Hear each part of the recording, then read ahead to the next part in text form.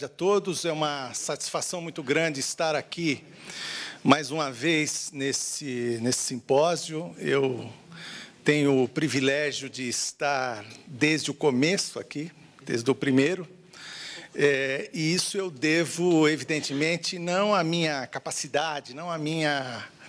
a tudo que eu sei, o que eu posso apresentar para vocês, mas apenas a amizade do amigo Marcelo, que me convida sempre, né, para falar aqui sobre temas dos mais importantes. O ano passado eu falei sobre o ágio-deságio, e hoje eu venho aqui falar sobre essa questão da nova contabilidade, né, que é um assunto também que eu gosto muito.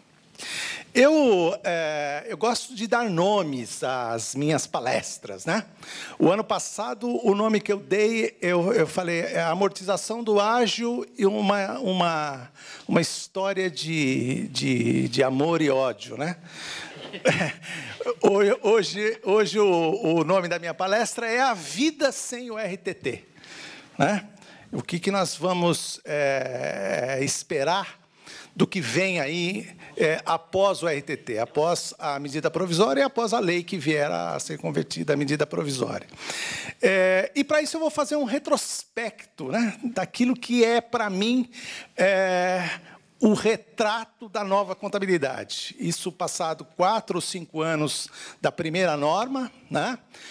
Depois de muito estudar, eu me lembro que o ano passado eu fiz uma reescritura do meu livro, o livrão, né, que está na 10ª edição, né? Todo ano eu faço o comercial e esse ano não deixarei de fazê-lo, né? Ele está na 10ª edição e o ano passado eu olhei para o mundo e vi o seguinte: esse negócio do RTT vai dar M, vai dar meleca, né? Então, eu resolvi estudar e botar aqui um capítulo, porque esse negócio estava um pouco esparso, tal.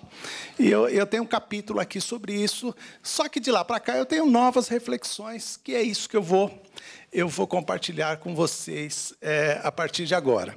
Eu me lembro que eu aprendi contabilidade, eu tinha 16 anos. Foi no curso técnico de contabilidade. Naquele tempo, eu era como aquele garoto que amava os Beatles, os Rolling Stones, cantava Help, A Ticket to Ride, Lady Jane, Yesterday, cantava Viva a Liberdade, mas uma carta sem esperança da tua guitarra o separou, né? Então, nessa época, né, com essa tenra idade, tinha uma professora, a professora Isildinha, que ela ensinou contabilidade para todo mundo. Pelo menos eu aprendi contabilidade. A gente fechava um balanço a cada aula. Então, ela dava um balancete e alguns ajustes e ensinava. E ela batia tanto nesse negócio que ela nos fez aprender contabilidade. Então, desde então, Pedro, eu adquiri aquilo que eu já disse aqui em outra ocasião, aquela mente contabilizadora, né? Querem me perguntar se eu entendi algum assunto, pergunta, você consegue botar no tezinho? Se eu conseguir botar nos tezinhos, é que eu entendi. Se eu não conseguir, eu não entendi. Eu preciso me dedicar mais, entendeu? Então, eu tenho com a contabilidade essa relação de amor, né, que já vem lá do passado, desde da minha juventude, né? Eu hoje vou tentar passar para vocês aqui aquilo que eu entendi da inserção das regras internacionais de contabilidade, seja no campo da contabilidade, seja no campo da tributação. Evidentemente que o tempo não vai me permitir falar de todas essas questões, mas eu vou tentar colocar um retrato aqui, pessoal, e eu fiquei feliz quando eu consegui colocar isso aqui no papel. Se eu for feliz em passar para vocês aquilo que eu entendi, a minha missão já estará cumprida na Terra com relação a esse fato, né? Ao fato de divulgar a contabilidade. Porque eu leio muito, né? me dedico, e eu procuro aquilo que eu vou passar para vocês aqui, e eu não acho, né? Eu posso estar enganado, né? Mas eu acho que eu entendi esse negócio, ou como dizem os jovens, essa bagaça. Muito bem. Eu começo fazendo uma pergunta aqui, e o objetivo aqui não é entrar em peroração de saber se o direito ama a contabilidade, se a contabilidade ama a economia, mas rejeita o direito. Isso não me interessa. O que eu quero saber é o seguinte: lá no passado, quer dizer, as pessoas, os antigos, aqueles que nos deixaram um legado, lições, por que eles colocaram as normas contábeis na lei? Né? Por que existem normas contábeis na lei societária? E aí me parece que está a resposta. São duas, elas cumpririam duas funções. Elas foram inseridas com o objetivo de limitar ou mitigar a discricionariedade dos administradores e acionistas no registro e mensuração ou avaliação dos elementos patrimoniais. Se não tivesse essas regras, cada um fazia o balanço que queria, e alguns nem fariam balanço. Né? Então, o objetivo é exatamente isso, é criar limites do poder de criar a contabilidade, de fazer a contabilidade. E ela tem, então, uma finalidade externa. Essa finalidade externa, segundo esse pessoal que inventou as normas contábeis, era o seguinte: era proteger o capital. Mas como assim proteger o capital? Eles têm lá, se você pega os livros de direito societário, os antigos e os atuais até, eles dizem que o capital cumpre uma função importante no direito societário. Ele tem uma função de garantia dos credores. É uma questão um tanto relativa, né? Porque muita gente faz negócios com empresas e nem pergunta quanto é o capital, nem vai ver se o capital está atualizado ou não. Mas o fato é que essa figura ainda existe hoje na própria Lei 6.404.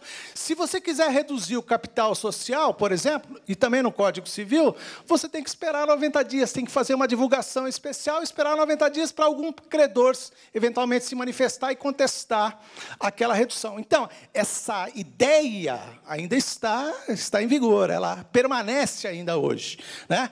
E por que se buscava a integridade do capital? Porque toda vez que você distribui lucros sem ter a efetividade do lucro, sem ser um lucro realizado, você está distribuindo o quê? Você está distribuindo ativos.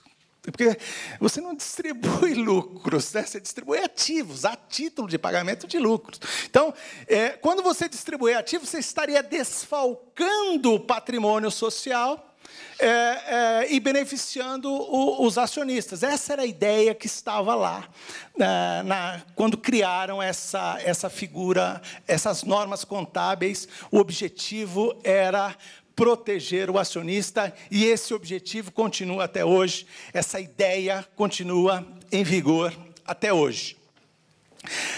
A finalidade interna dessas normas é proteger quem está dentro da sociedade.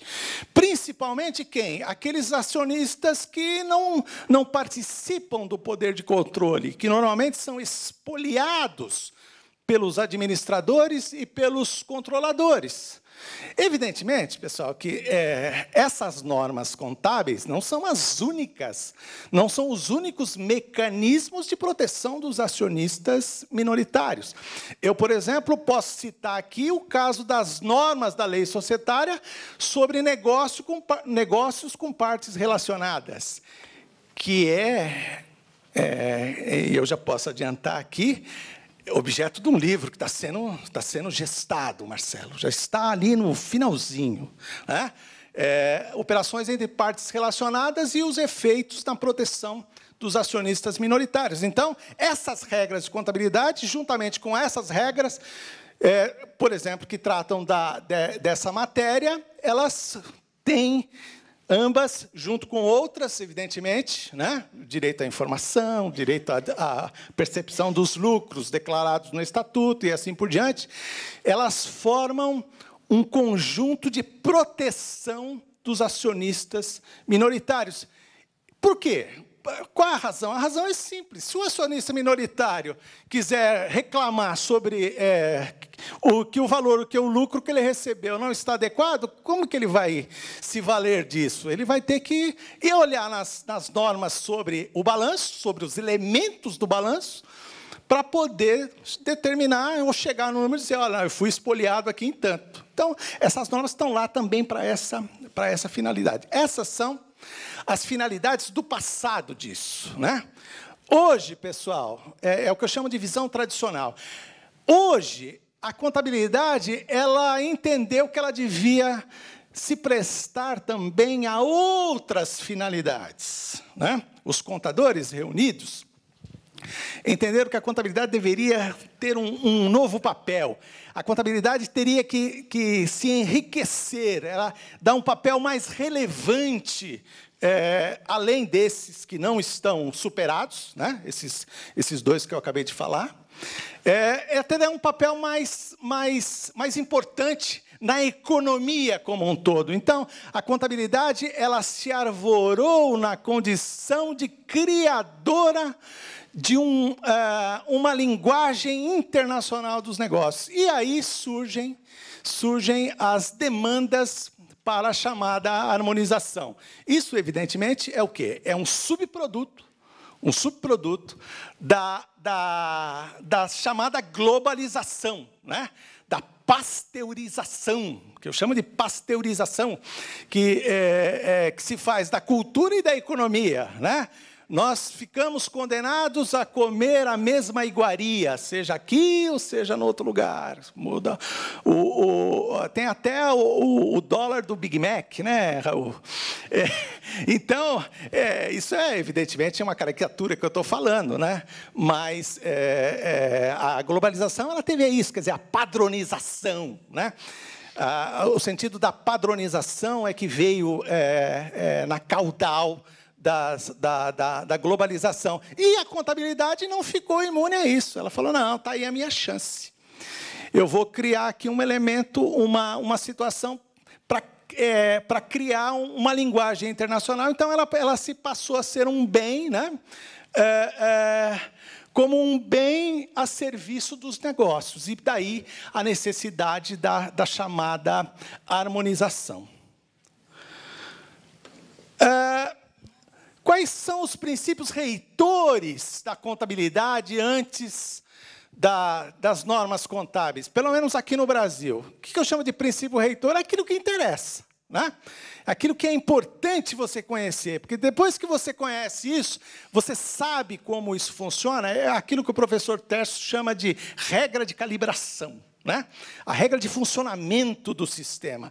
Uma das regras de funcionamento do sistema da contabilidade é isso aí, o chamado princípio da realização. Esse princípio da realização, pessoal, ele está no nosso ordenamento jurídico desde o ano de 1940. Lá no Decreto-Lei 2627 de 1940, ele dizia lá que na hora de distribuir dividendos, você teria que considerar apenas os lucros realizados. E eles não precisavam, para ser considerado realizado, em dinheiro, mas desde que fossem créditos ou papéis bons. Olha que coisa linda. Créditos ou papéis bons. Então, ele fazia uma avaliação. Olha, não precisa ser dinheiro, mas tem que ser alguma coisa, algum ativo que seja conversível em dinheiro e tenha uma certa liquidez, né? Isso era a ideia que estava lá na Lei Societária de 1940. E aqui na Lei 6.404, está lá no artigo 187, na linha A do parágrafo 1º, que trata da definição da receita ganha. É importante dizer que, na Lei 6.404, ela faz uma distinção entre receita ganha e receita realizada. Isso não é a interpretação do Edmar, isso está lá na lei, né? Ela fala em receita ganha e em receita realizada. Eu não estou com o texto aqui da lei. Se alguém quiser pegar aqui, Marcelo, aqui na minha maleta, eu trouxe o texto da lei aqui para eu ler para vocês. Então, tem esse artigo 187, isso. Bastante, por favor.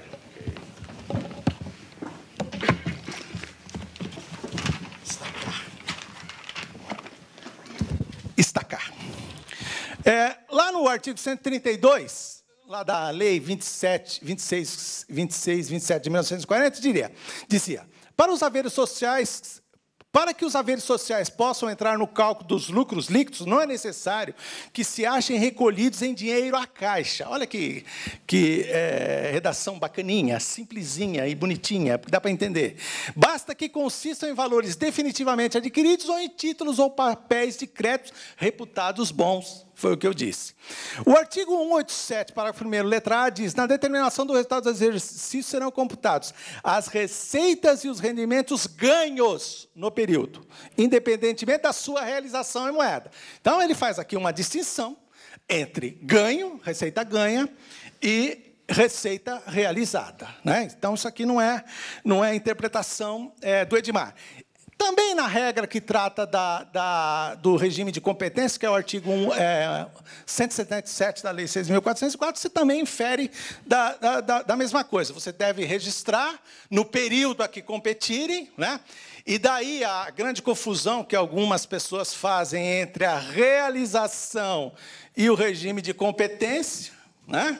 E vide as discussões sobre os juros sobre o capital, né? Ver o que deu, né? Regime de competência é uma coisa, realização é outra, ou receita ganha é outra história. Então, para que eu possa imputar a uma competência, a um período, né, a ideia de competência é tempestividade, eu tenho que pressupor a receita ganha. Essa é a grande diferença, né? Qualquer confusão em relação a isso, você pode ter problema. Então, esse princípio era o que estava lá. Na realização. E quando se dava a realização, normalmente se diz o seguinte, para que haja realização, é preciso que haja, para que ocorra a realização, ou o ganhar uma receita, melhor dizendo, é necessário que haja, as normas contábeis diziam, uma transação. Uma transação é um negócio de troca, vamos dizer assim. Evidentemente que tem receitas que não derivam somente de troca. A troca é o mais comum, mas você tem receitas que não derivam da troca, né? O perdão da dívida, a aluvião, a avulsão, que eu já falei aqui, né, Marcelo? Naquele livrinho sobre receitas que eu falei, que eu escrevi, tal, falei do aluvião, das subvenções também, que não exigem, em algumas circunstâncias, troca, né? Mas o mote principal era isso, realização é igual a troca. Isso significava dizer uma coisa, enquanto o bem permanecesse no patrimônio social, ele não era gerador de receitas, salvo nos casos das atualizações. Atualizações para correção monetária, em virtude de lei ou em virtude de contrato, de variação cambial, porque esses fenômenos estavam ligados à variabilidade, ao valor de compra da moeda, né? E não da valorização intrínseca do bem. Então, se dizia que o bem, enquanto permanecesse no patrimônio social, ele não gerava receita, porque o princípio da realização, aí no sentido contábil, estava ligado ao existir uma transação. Então, era preciso que houvesse a troca, né? Era preciso que houvesse a troca. Muito bem. E dentro ainda desse contexto, desse quadro, se dizia o seguinte, olha, os bens do ativo serão avaliados da seguinte forma, custo como base de valor e ajuste de ativos apenas quando o valor contábil fosse maior que o de mercado. Custo ou mercado dos dois ou menor. Essa era a regra de calibração na Lei 6.404. Então, se o valor do ativo tivesse um valor de mercado superior ao valor contábil, não se fazia esse ajuste. Por quê? Porque a regra de calibração era essa. E qual era o elemento no qual a gente se baseava para justificar essa interpretação? É o chamado conservadorismo, a convenção do conservadorismo. O contador, no passado, ele era um conservador. que é um conservador? É aquele que tem preferência pelas más notícias, né? Ele diz, olha, o balanço não deve ser feito com otimismo, né? Nós precisamos ser pessimistas na hora de avaliar o valor de um elemento patrimonial.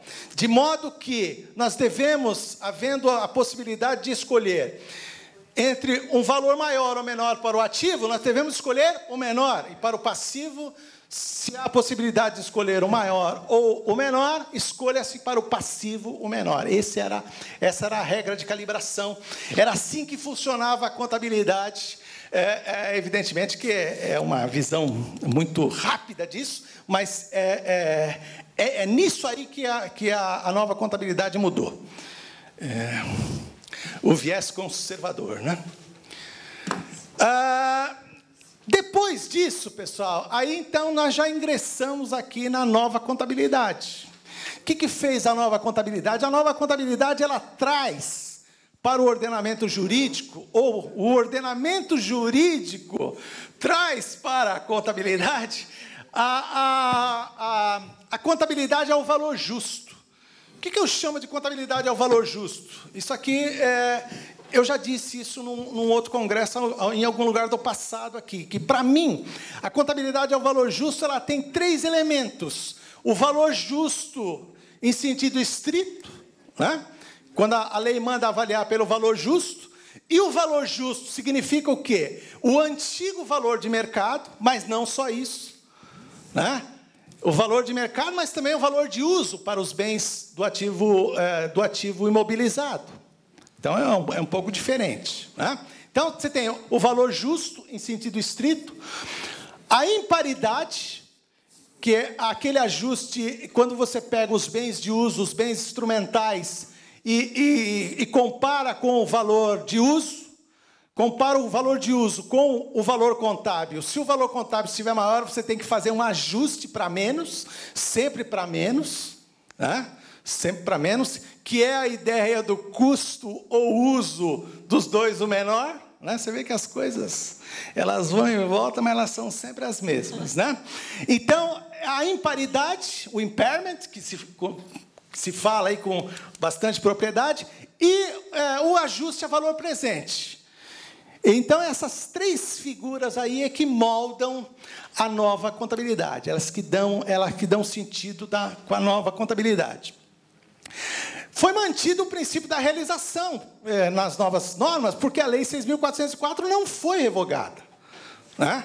Então, toda vez que nós estamos falando de imputação de receita, nós temos que olhar para ver se esses CPCs estão de acordo com a lei. Se não tiverem de acordo com a lei, nós podemos ter um problema de legalidade aí, né? Ou não, né? Precisamos interpretar. Eu já tive casos em que eu achei que tinha, depois, pensando melhor, eu achei que não tinha.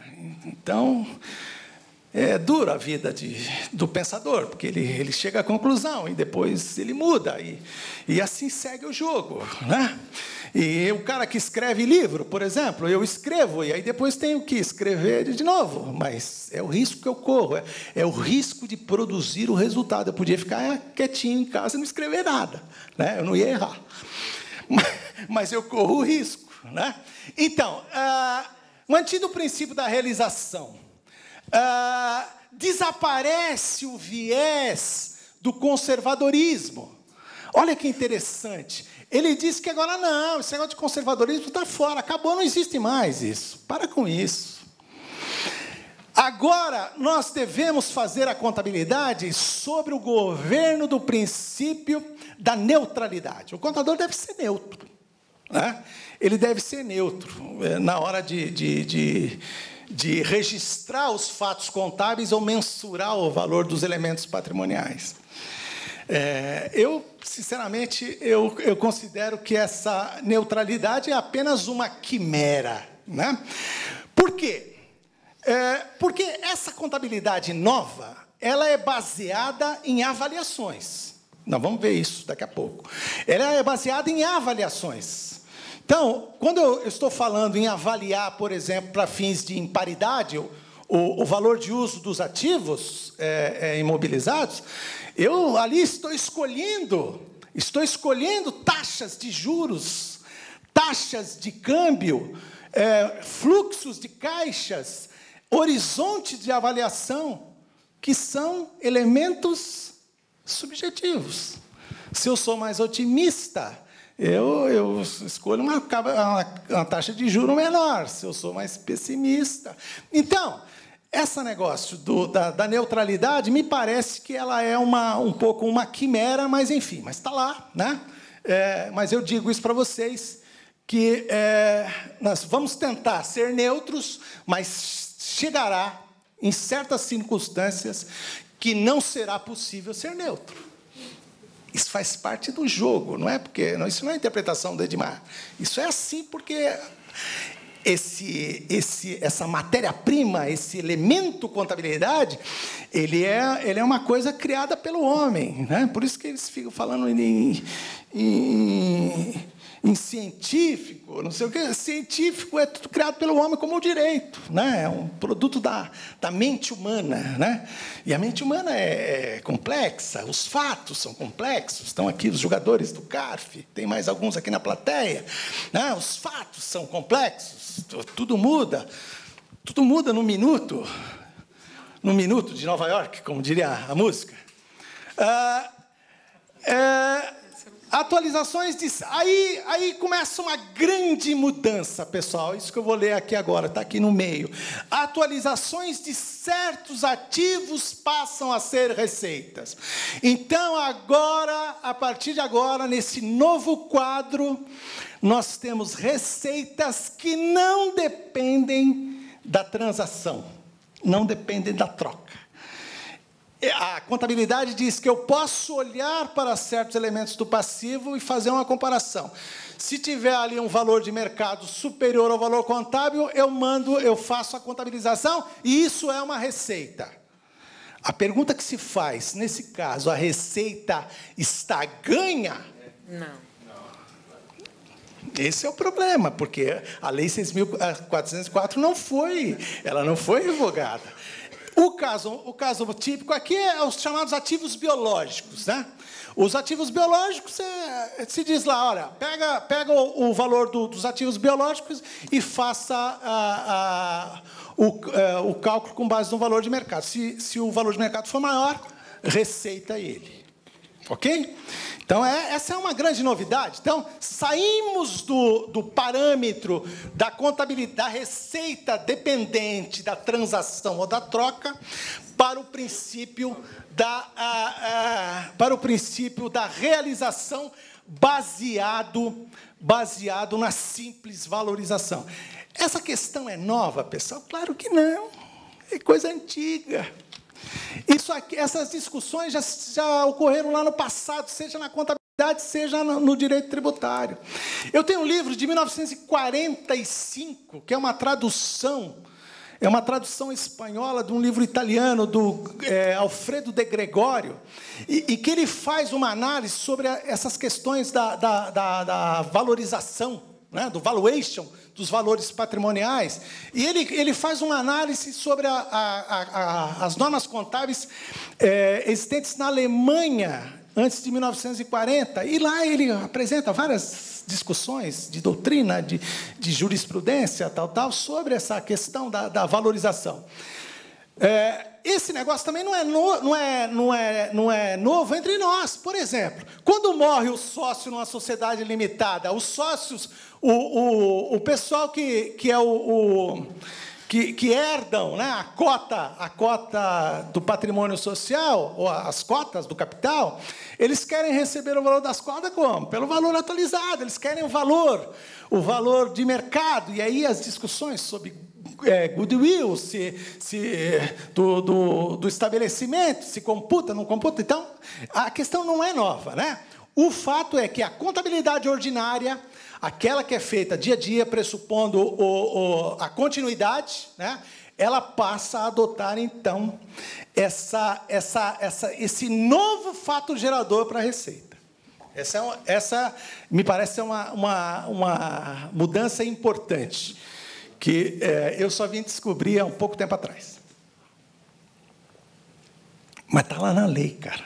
O problema é que a gente lê a lei, mas não entende. Falo por mim, tá? Então, a norma de calibração, né, são novas hipóteses de formação de reserva. Onde é que eu vou, pessoal, provar isso que eu estou dizendo para vocês? Onde que há uma prova adicional, né? Quando eu digo que há um CPC que diz que vai para o resultado, eu fico na dúvida se isso é uma receita ganha ou não.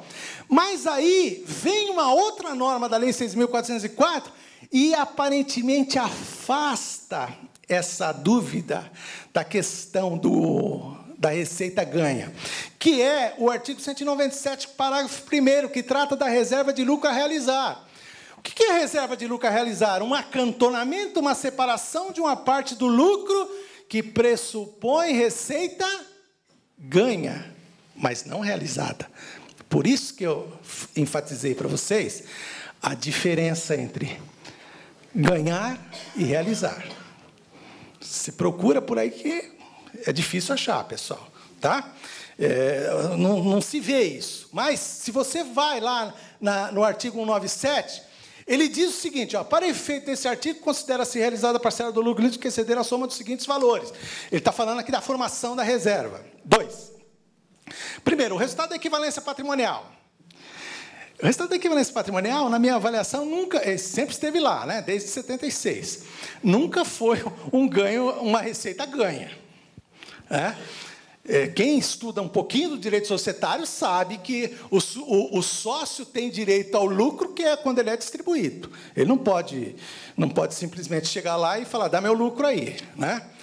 O direito tributário entendeu diferente, por exemplo, quando o Supremo julgou o caso da tributação das coligadas e controladas no exterior.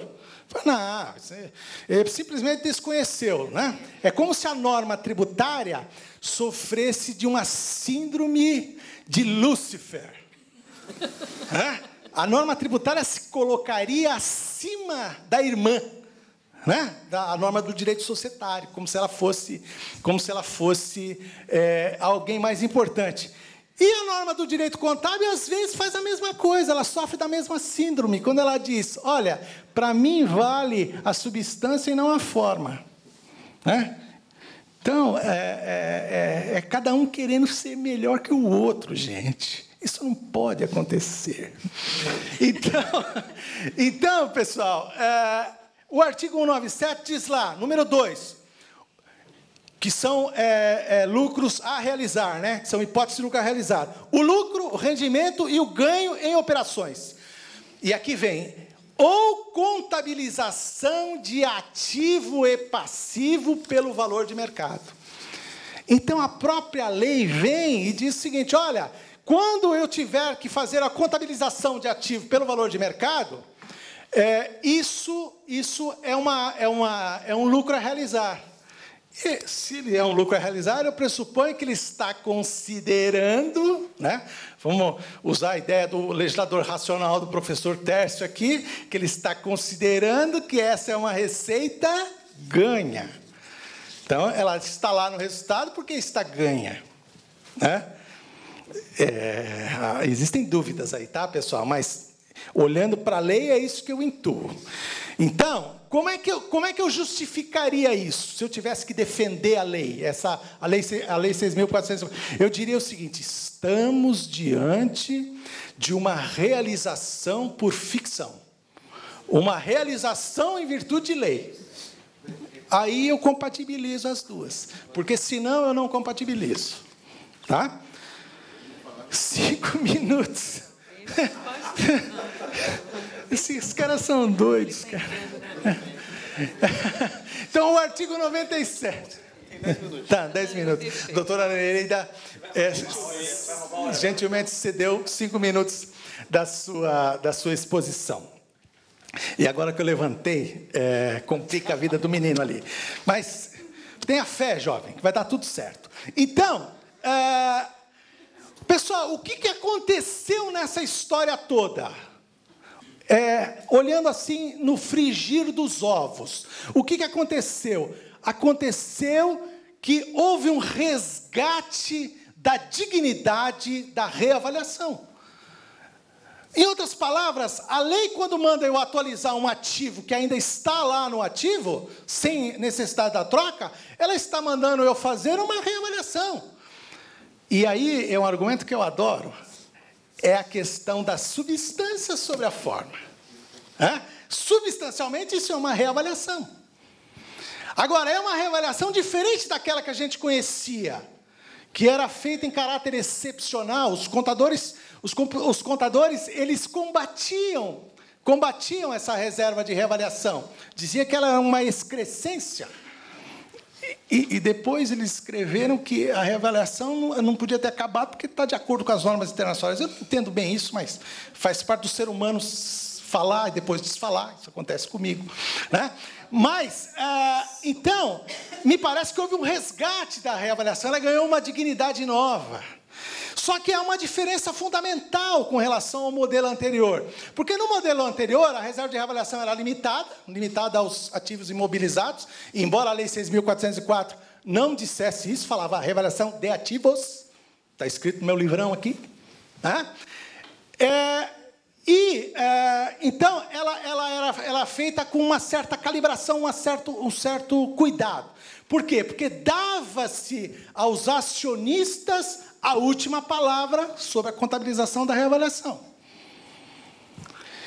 Nesse novo modelo, em que você reconhece receita de ativos, você está fazendo, na minha modesta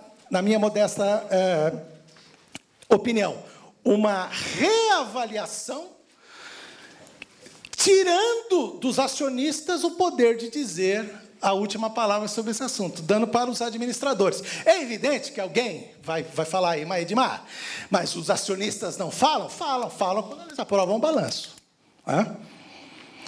Então, que antigamente você, para contabilizar a reavaliação, você tinha que pedir permissão para a Assembleia.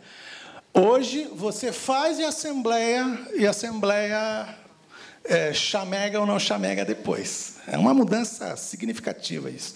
Eu acho que facilita, né? Mas pode dar aso a manipulações. Aliás, sobre esse negócio das manipulações, eu não vi ninguém aqui no Brasil dando porrada nessa contabilidade a valor justo. Os brasileiros parece que estão extasiados com a nova contabilidade. Eles gostam da nova contabilidade. Ela é benquista, ela é bem acolhida, né? Em outros lugares, o pessoal desce a lenha, desce a gordura, né?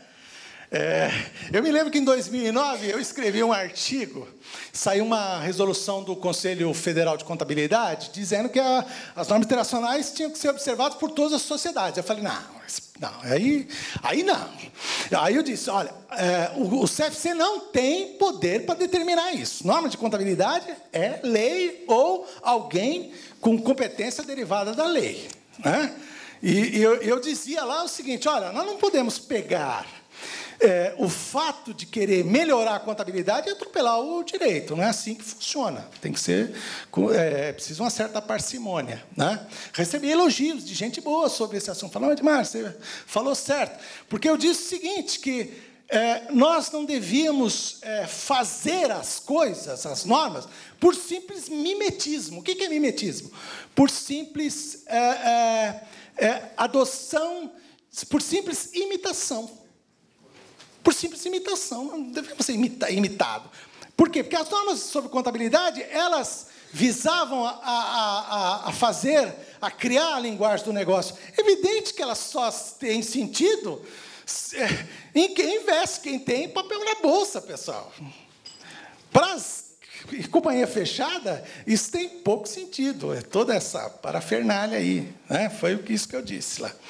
Mas eu vejo que até hoje...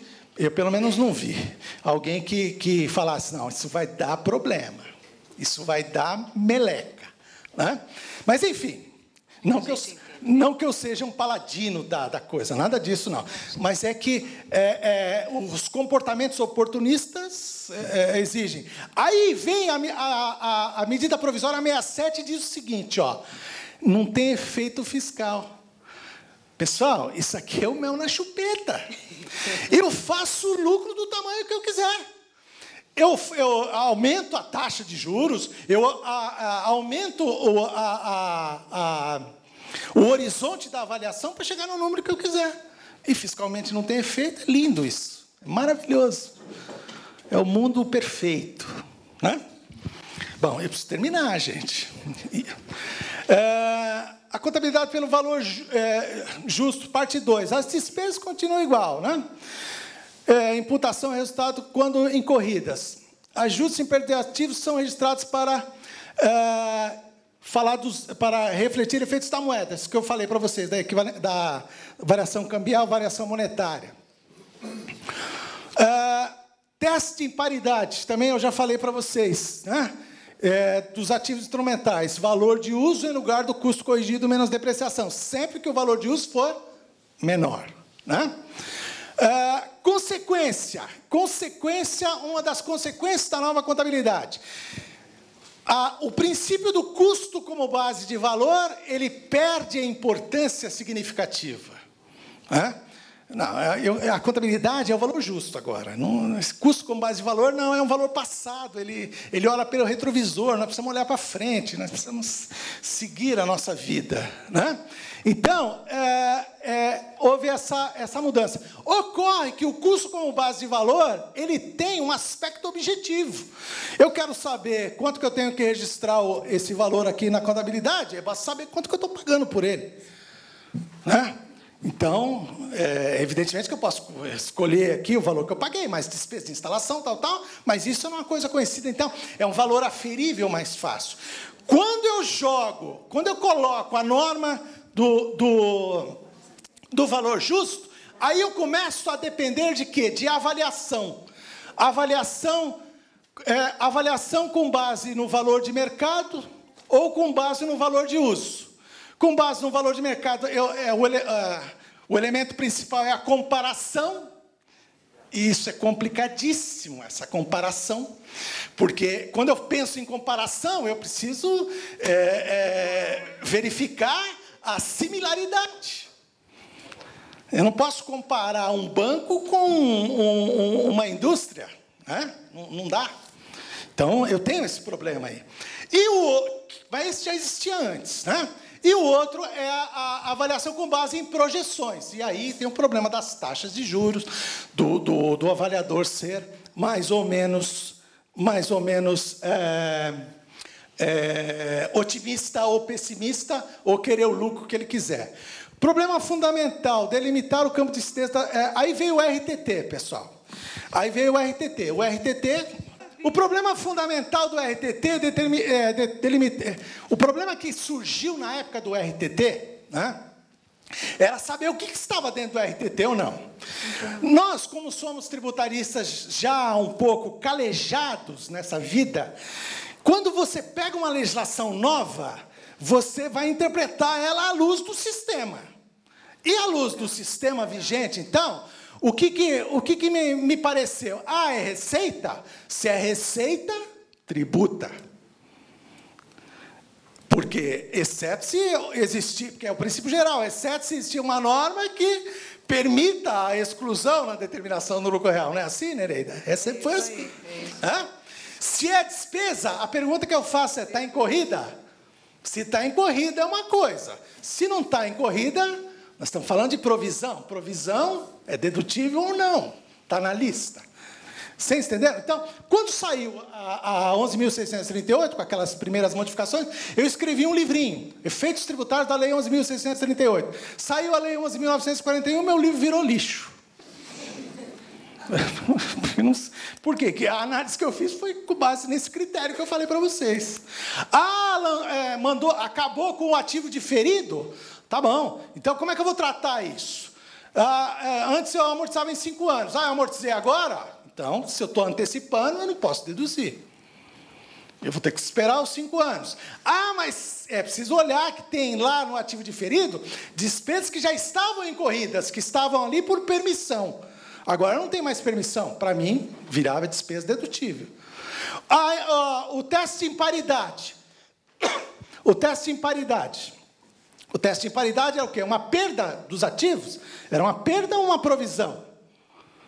As próprias normas diziam que era uma perda. Né? Mas aí se discutia, mas isso está ou não está no RTT? Está ou não está? Até que saiu a 627.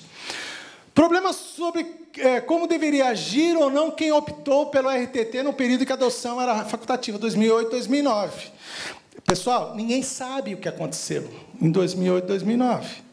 Daqui a pouco começam a pulular aí, Marcelo, os autos de infração, e ninguém vai saber. Nós não temos norte. Nós não temos norte, pessoal. Não dá para saber qual era... Por quê? Por uma razão muito simples. Uma razão muito simples. As normas brasileiras eram divorciadas das normas internacionais? Não. Elas podiam não estar totalmente compatíveis, mas elas eram parcialmente compatíveis. E a lei escolheu o critério de dizer métodos e critérios vigentes em 2007, 31 de dezembro de 2007. Tem critérios ali que estavam permitidos, mas não eram obrigatórios. Era vigente? Na minha avaliação, sim. O impairment é um. Eu mostro aqui no meu livro, por A mais B, que esse era um princípio, um método de contabilidade. Se ele não era obrigatório, ele era ao menos permitido, e se era permitido, era vigente. Pelo menos essa foi a minha avaliação. As consequências conhecidas são a aplicação da norma de isenção na distribuição de lucros, que a doutora Nerida vai falar daqui a pouco, e norma sobre o juros sobre o capital, e além de outras, evidentemente. Né? E, finalmente, pessoal, quem me conhece aqui sabe que todo ano eu tenho a palavra da salvação. Né? Tá certo? Então, não, ainda tem a saída do RTT. Aqui eu só vou falar uma coisa sobre o RTT, depois eu falo da palavra da salvação. A saída do RTT. Aí, me perguntam, Edmar, o que você achou da medida provisória? A medida provisória 627, se for transformada em lei do jeito que está, o que ela fez, pessoal? Ela simplesmente adotou o RTT. Ela adotou o princípio do RTT, que é a neutralidade. Ou seja, receita das novas normas só serão tributadas quando realizadas. E, do mesmo modo, despesas das novas normas serão dedutíveis quando incorridas, ou realizadas também. Então, o que aconteceu no frigir dos ovos, pessoal? A vida sem o RTT é a mesma vida com o RTT. A minha avaliação foi isso que aconteceu. Não sei porque demoraram 5 anos para fazer isso. Mas foi isso. Por quê? Existia um jeito de fazer diferente? Existia. Eu até digo em alguma passagem aqui do meu livrão, dizer o seguinte, pessoal, precisa tomar cuidado, por uma razão muito simples. No momento em que a contabilidade diz que uma receita é lucro distribuível para o sócio, eu não vejo como dizer, exceto se tivermos problema com o artigo 43 e 44 do CTN, como dizer que essa mesma receita não é tributável. Isso choca algumas pessoas quando eu dizia isso, mas era um alerta, não é que eu estava defendendo isso. Eu dizia isso. O que fez? 627 exatamente falou, não, fique descansado, Edmar, não tem problema não. Receita, ela vai ser tributada quando realizada, e despesa vai ser tributada quando incorrida, como era no passado. E por isso, a 627, ela tem lá as várias situações. Evidentemente que ela tem mais coisas, né? Ela mexe na questão do ágio, que é uma questão importantíssima, mas que já era esperado, né? Vis-à-vis as decisões do Conselho, e a questão do ágio interno, que os contabilistas não aceitavam, e agora está na lei. Eu acho uma estupidez, mas está na lei. Então, se não mudar no Congresso, vai ficar assim, ninguém mais vai fazer isso. Né? Até o período de vigência do artigo 7º e 8º da Lei 9.532. Né? Então, terminando agora, a palavra da salvação, pessoal. Sem querer, aqui 30 segundos. 30 segundos. Quantos são os mandamentos da Bíblia? Os mandamentos de Deus. São 10? São 2, né? Quando Jesus veio, ele falou, vou simplificar para o povo. Vou simplificar, são 2. Né? Eu dou o seguinte mandamento, ama a Deus de todo o coração. E ama seu próximo como a si mesmo. Esses são os 2 mandamentos. Ele resumiu tudo. Por quê? Por que amar o seu próximo resume? Porque se você ama o seu próximo, você não rouba, você não cobiça a mulher não cobiça o marido, e assim por diante. Então, ele resumiu isso. Né? E aí, a Bíblia tem, isso aqui tem a tal da regra de ouro. Como é que eu faço isso? Essa aqui é a regra de ouro, ó. Tudo quanto, pois, quereis que os homens vos façam, façei-o vós também a eles. Essa é uma palavra que é uma chinelada, né? Mas é a palavra da salvação de hoje. Muito obrigado.